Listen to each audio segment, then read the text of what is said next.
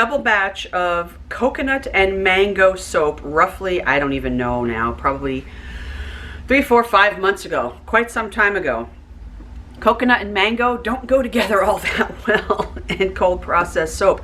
To my nose, it smells like baby vomit. You know what I'm talking about, ladies. You know when our babies were little and they were throwing up that formula on our shoulder on that little nursing pad or that bippy that we had on our shoulder, and the baby would be there throwing up all over you. That smell, that's what this stuff smells like. It's just gross, you guys. So anyways, Mr. Soap Chef, bless his little heart, graded all of this soap for me. I did about, I don't know, maybe half of it, and he did the rest. So I thought I would rebatch it. But as I'm thinking about it, I'm like, you know what? Let's do a little science experiment, shall we? Because if it comes out, great. And if it doesn't, oh well, I really don't care. So I thought to myself, you know, when you're making your own homemade melt and pour soap, you're using all the same oils and butters that you would to make a regular cold or hot process soap. You're doing hot process and that you're melting everything down, right? Till you get it down to a soap paste. Then you start adding all your solvents to it. You could just stop at adding your glycerin. I go a step further than that. I add the propylene glycol and the sorbitol along with the glycerin. And so then you pour that all in there and you get it back to a liquefied state, cook it for just a little bit longer, and then you go ahead and pour it into your mold. And then you see if it's, you know, remeltable and all of the things, as Mrs. Soap and Clay would say. So I figured, you know what? When I melt all this stuff down to do a rebatch, it's going to be soap paste. This is already saponified soap, but so is the soap when you're making your own melt and pour soap. After you get done with everything and you're left with the soap paste, it's fully saponified. This is fully saponified. Once I get this back down to its gloppy, pasty form, I have soap paste, right? So why not start adding your solvents to this and see if you can make this into a melt and pour soap. So that's the experiment we're doing today. I have some kaolin clay sprinkled up on the top of this. Hold please, I forgot my spoon. So I have some kaolin clay up on the top of this. And I'm just going to mix it in a little bit, and I'm going to add a little bit of water like we normally would when we're doing a rebatch. You can see some of the steam and the heat coming off of here. I'm going to turn this down just a little bit. I have it on 250 right now. So we don't want to burn it and scorch it. You're not cooking this, right? Because this is already done. So we're not going to cook it. We're basically just going to melt it down. Okay, so I'm going to add some water. I have a cup of water here. I'm just going to add a little bit, not the whole thing.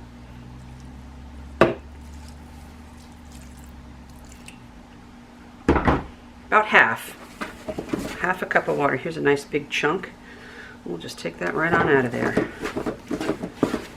So let's see, I'm going to turn this down to 200 because I think 250 is too high. I don't want to burn stuff and scorch stuff.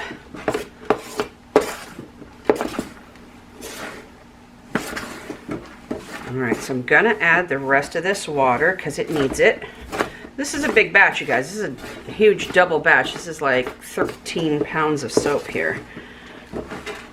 Alright, I am going to add the rest of this because I added roughly about half a cup. So I'm going to add the rest. That's 1 full cup of water. And I'm going to stir this, and then I'm going to just let this go on its own off camera. I'll keep on stirring it, and we'll come back when this stuff is all in a gloppy paste form, when this is melted down good enough.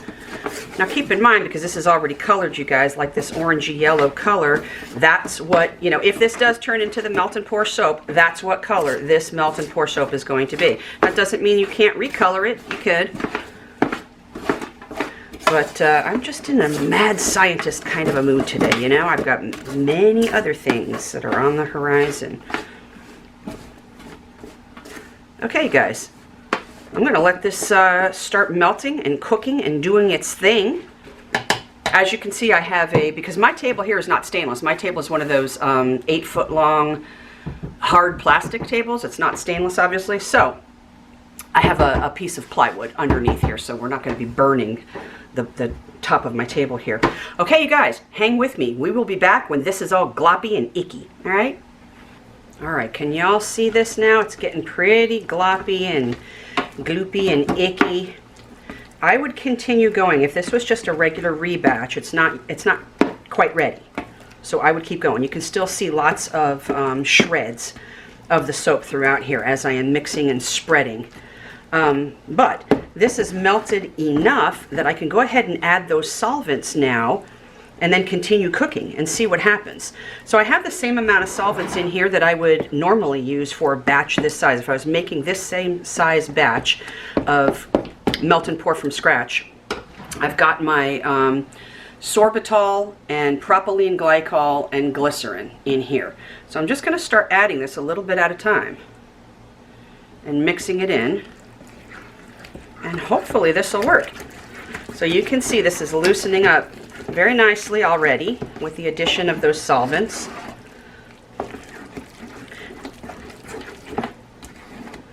Scrape the sides. This is a big old turkey roaster, you guys, that I've never even used this for food. I'll tell you what I did use this for. Years ago when I was a massage therapist, I used to use this for my hot stones. When I would be giving my clients hot stone massages, this is what I would use. I put a towel on the bottom and then put all of your nice smooth river stones all on the top of the towel, and then cover it with water and keep it on a low simmer. And I'm telling you, if you guys have ever had massages before, a hot stone massage by far is the very best massage you're ever going to get in your life, I swear to you. I loved giving people a hot massage, you know, hot stone massage, but I loved even more receiving one. All right, at some point I might want to get in here with my stick blender to get all these chunks, but you can see what we went from. We went from a really thick, gloppy soap paste to this is fairly fluid. I haven't even used all of the solvent yet. So I'm just trying to incorporate this and mix this in as best I can, but I think this may possibly work, you guys.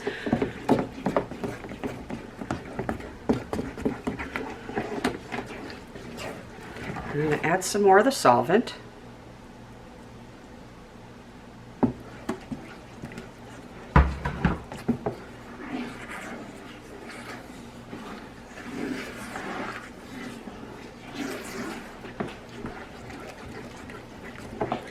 I think I'm just going to keep on stirring this and mixing this in, incorporating this stuff off camera, because this is going to be kind of boring. It's going to take a little while. You're going to need a little bit of patience with this.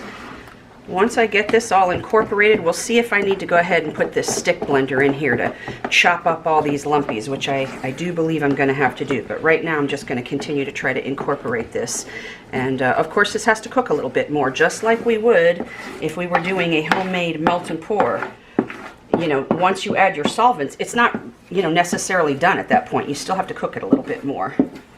Okay, so I'm going to keep on going, you guys, and I'll bring you back when we're ready for the next phase, okay? Okay, you guys, we are back and everything is really ready to go. I kept on mushing and mashing. I added the rest of the solvent that I had. Just going to give this a couple of spritzes.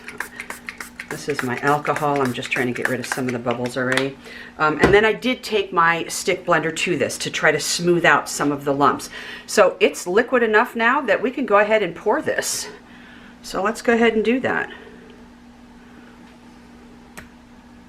There was a nice big gloppy piece that just plopped on down there.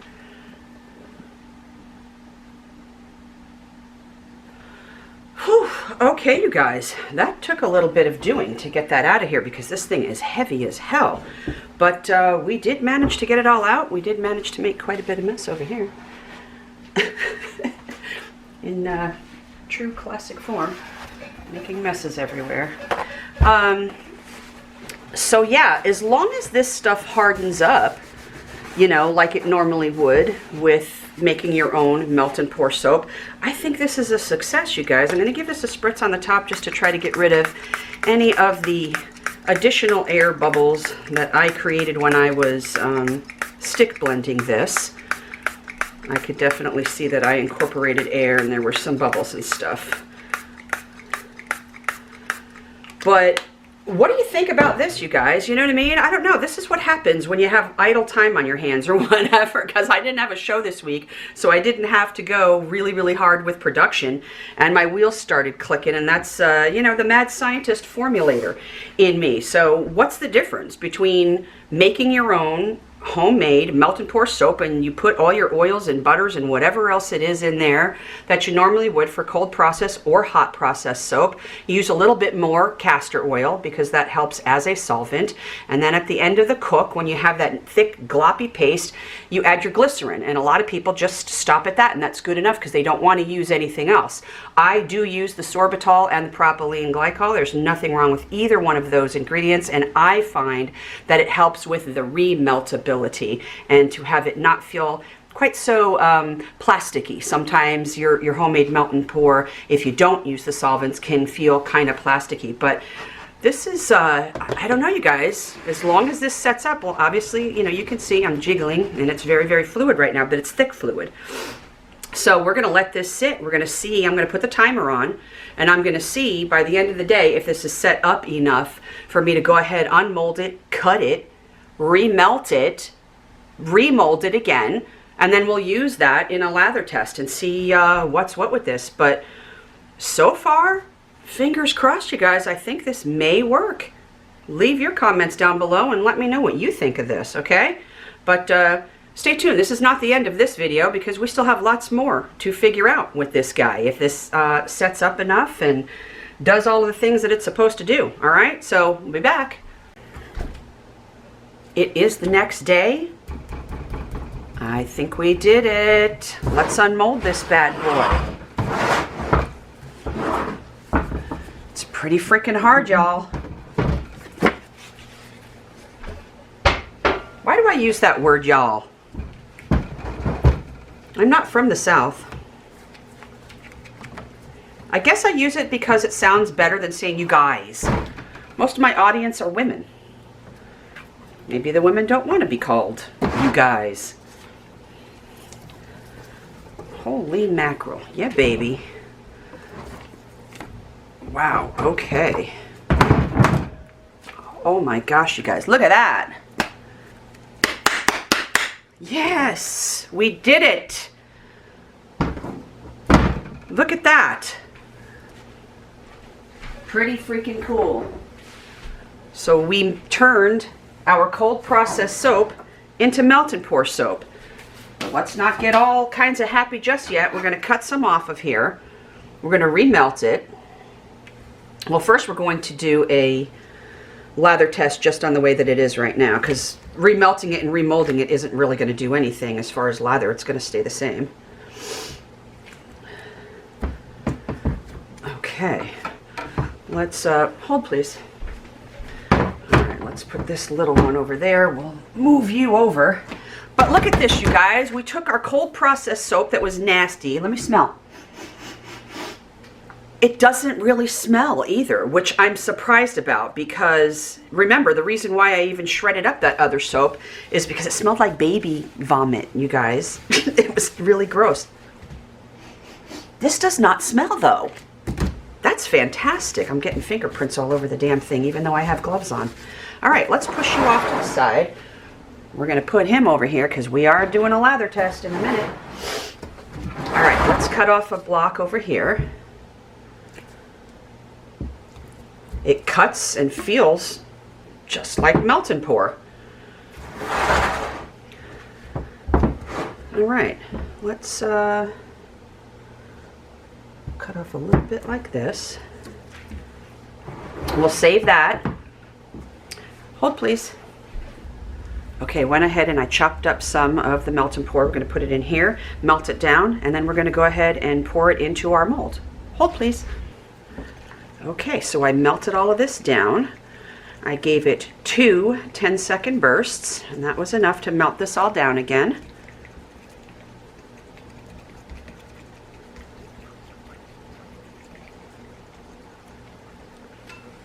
Actually, let me, just because we know that this is yellow, obviously, from the soap that we turned into the melt and pour, but let's turn this into a different color. Let's use some purple. Why not? This kind of turned into like a moss green.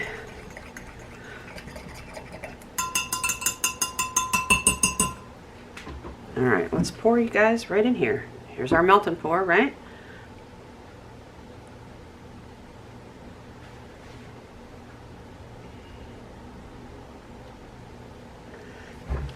All right, we're just going to leave this guy alone. We're going to put him off to the side and let him start hardening up. And let's see. Let's just take a little piece off of here. And we're going to do a lather test. So, take my gloves off.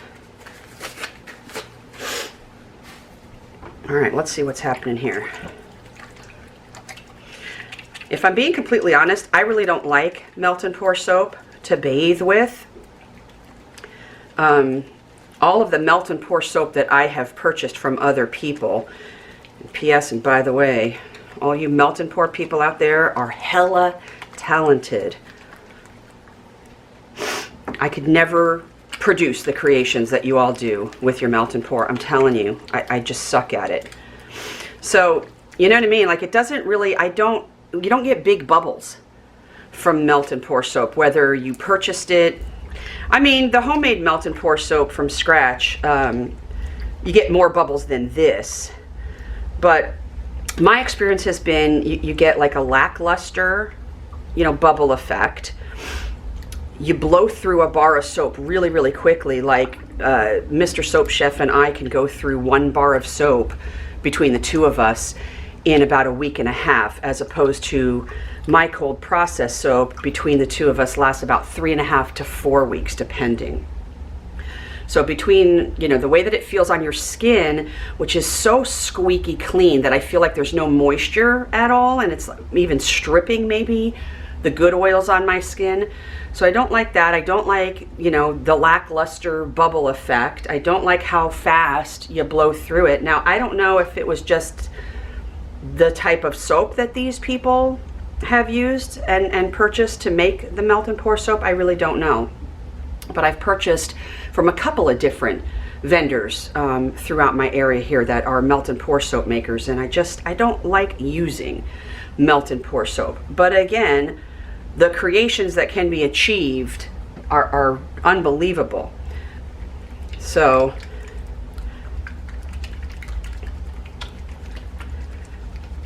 yeah, I don't know. I don't really dig. Now, because I did, this is not my melt and pour recipe, which is designed to have big bubbles. The ingredients that I use to make my melt and pour has big bubbles.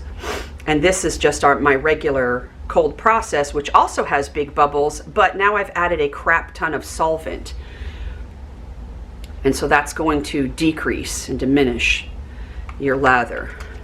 This does not feel like just melt and pour soap that you would buy from the store. It doesn't feel like drying and like there's some drag, because it's I don't know, it's so squeaky clean that there's like a drag on your skin, and there's like little to no moisture left. This does not feel like that. This feels like my regular soap, just without the huge bubbles, that's all.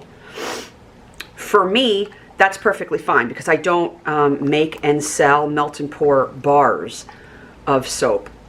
On the occasion, if I have a fragrance oil or an essential oil, not usually essential oils, but definitely fragrance oils that have trouble sticking in cold process, or that are tricky and will seize up your batter and accelerate and all the other jazzy stuff. So yeah, on the occasion where, I have a tricky FO that I need, to not seize up my batch, then I will make a full bar of the melt and pour. But for the most part, I just use melt and pour for embeds and cute little figurines and things like that. But anyways, the experiment, which is what we were trying to do, can we just take cold process soap, shave it down, add your solvents, and make it into a melt and pour? Well, yes. Yes, we can, because we've just done it. So we took our cold process soap that didn't smell great, and we grated that all down. and melted that. We added our solvents and molded it, unmolded it, cut it, remelted it, and then poured it in our mold. So this is going to be sitting here for, I don't know, I'm going to give this about a half an hour, and that should be set up enough. Okay, guys, it has only been 15 minutes, and I think this is ready to unmold now. It seems like it's hard enough to do that. Okay, let's see.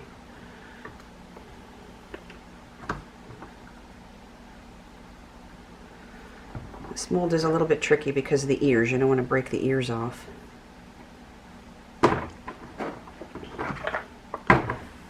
And there we go. How cute. Oh, he's just the cutest. With his little tail and everything. So now we know that we can go ahead and take our cold process soap, shave it down, add our solvents, and make melt and pour. There he is. He's a little sticky and tacky. I probably unmolded him too fast. He's still a bit tacky. But there it is, you guys. Melt and pour soap from your cold process soap. You could do this with your hot process soap too. As long as your soap is fully saponified, it doesn't matter which method that you use to do it. Now we know that we can take those, we can shave them down, add our solvents, and create our own melt and pour soap. I think this was a really cool experiment. I had a lot of fun doing it. Hope you guys enjoyed watching it. If you did, I invite you to give it a thumbs up on the video. And if you haven't already done so, I invite you to subscribe to our channel and hit that little bell notification right next to it so you will be notified every time we upload a new video. I appreciate you guys so much. I appreciate your support in coming here and helping my channel to grow organically. It means the world to me. I really mean it. If you guys are available this Saturday night, the night before Easter, we are going to be doing a live at 8 p.m. Eastern Standard Time. And we're going to have a special guest. Mrs. Soap and Clay is going to be there. She's not going to be on camera with us, but she will be there joining us during the live in the comments section.